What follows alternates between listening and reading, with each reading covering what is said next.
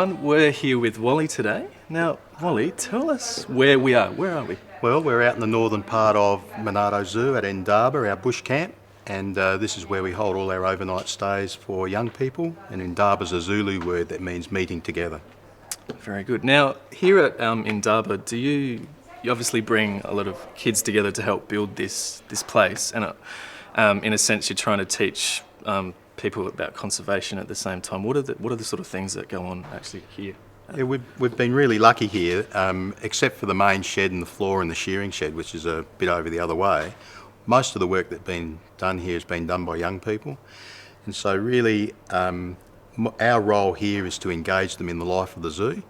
One part of that, of course, is animals, but also with our vegetation, but also importantly with infrastructure, helping to construct it. They develop a sense of ownership.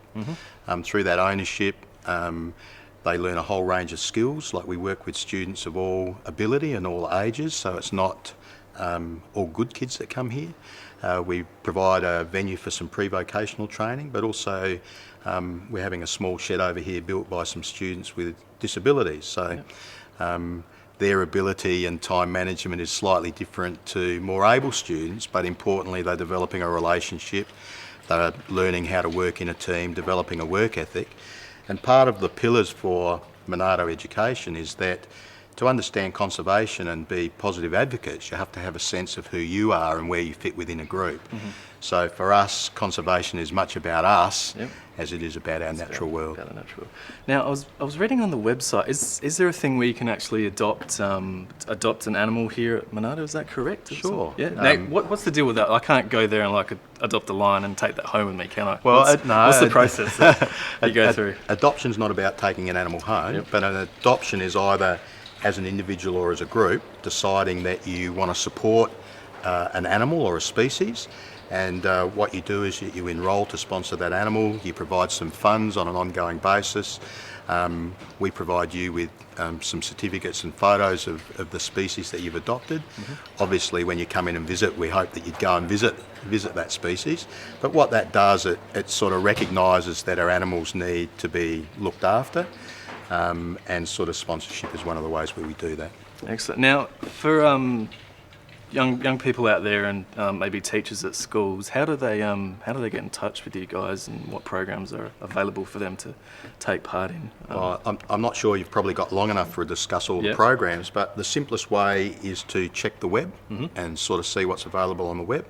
Otherwise, the old tried and true ways on the phone to primarily Liz and Emma, who handle all of our bookings, who can explain the programs, or of course they can email either here to the zoo or Monarto Education at zoossa.com.au, and we can provide them with information about programs. But it's true to say that the programs here are a little bit different than your traditional zoo education programs. We have programs like Helping Hands, where young people come in and work in the zoo.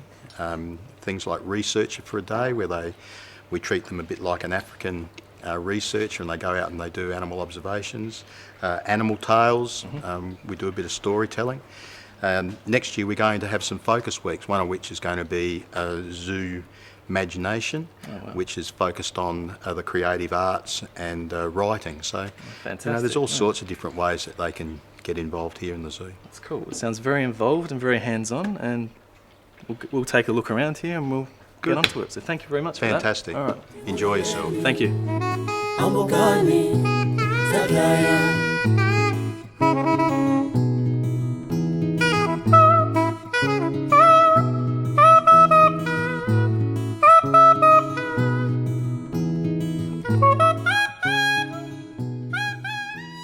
Okay guys, now here we are at the sleep out that Wally was mentioning earlier. Now, can you tell us a bit about this, Wally? Sure.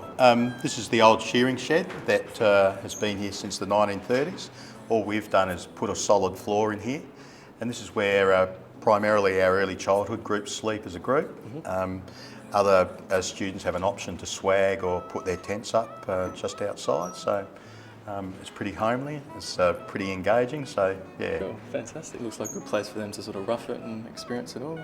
I reckon. Yeah, definitely. Yeah. All right. Thanks for showing us that. No worries.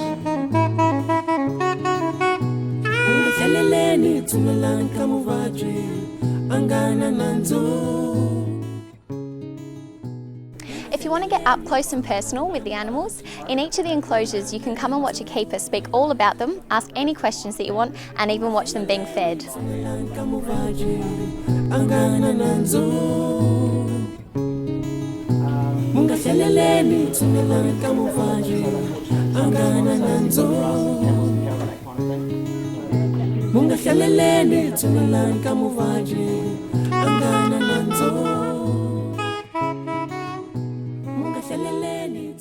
The Monarto Zoo Visitor Centre is an environmentally friendly centre that contains a cafe, a gift shop, some live exhibits, plus touch and feel for the kids to experience. Now I'm here with Rick and he's going to tell us a little bit more about this beautiful, beautiful centre. How long have you worked here for? I've worked here for about 2 years and I've been a volunteer guide here for about 4. 4 years. So you've been a volunteer guide. So you get to wander around the zoo. You're not just stuck in the centre all the time. You get to volunteer and walk around as well.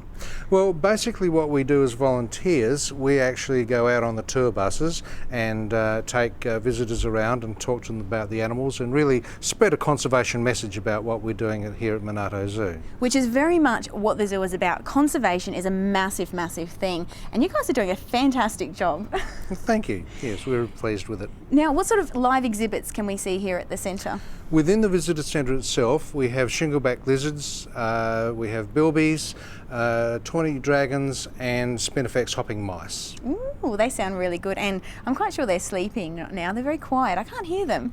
The bilbies certainly are nocturnal, so they come out at night and that's when they kick the dust around. The other animals don't make much noise at all. And this visitor centre is basically the meeting point or the central point for anyone that comes to the zoo for the tracks, the walking tracks, as well as the bus routes and anything else really. It is the hub for anyone who's coming here. Obviously they come to the car park, which is beside the visitor centre, and from there they can access our shuttle buses, the walking trails. They can take a 5-minute walk down to the chimpanzee habitat, the meerkats and the yellow-footed rock wallabies. Well, it sounds great. I'm off to explore a little bit. First, I'm going to go try and find my co-host. I think they're in the gift shop, so I'm going to go have a look for them. Thanks so much, Rick. That's my pleasure. Thank you. I'll see you soon. Okay, thank you. Bye. Hey guys, how's it going? Hey, good. Hey, how you Good. going? What are you guys looking at? All the bilbies down here. They're so cute, aren't Yeah, they? they are. Oh, and talking about cute, I bought you guys a little present. Oh, thank Just you. as a little reminder of today, because we've had a brilliant day. We have. There's so much to do It's been here. fantastic, There hasn't it? is, there is. I was there for the feeding time for the painted dogs, which was really cool, and I learned all about lions. Oh, wow. Got to hang out with Wally, and we looked at all forms of conservation, and you know how young people can contribute to all that. So that's been a valuable experience. That one. That's huge for Monarto Zoo as Oh, well. They do a definitely. great job at teaching kids how to be conservative towards the environment and towards animals, which is brilliant.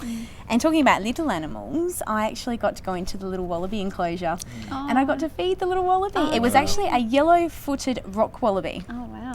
Cool, hey? That's awesome. Well, there you go, guys. Monarto Zoo. You're definitely going to need a full day to get around the whole place. It's huge here.